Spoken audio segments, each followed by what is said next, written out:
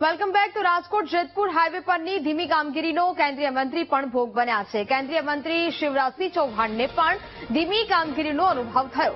જૂનાગઢની મુલાકાતે આવેલા કૃષિ મંત્રીએ ભાષણ ટૂંકાવીને વહેલું નીકળી જવું પડ્યું। કામગીરીને કારણે રસ્તો કઠિન હોવાથી શિવરાજસિંહે ઉલ્લેખ કર્યો।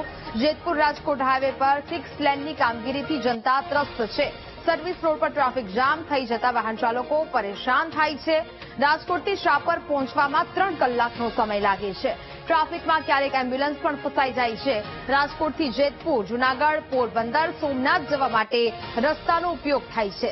છેલ્લા 2 વર્ષથી ચાલી રહી છે કામગીરીને લઈને હવે લોકો પણ ખૂબ જ અકળાઈ ચૂક્યા છે।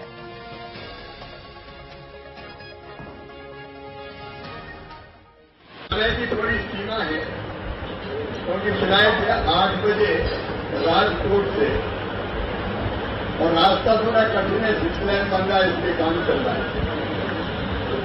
और रास्ते में मैं खेत में रुक गया।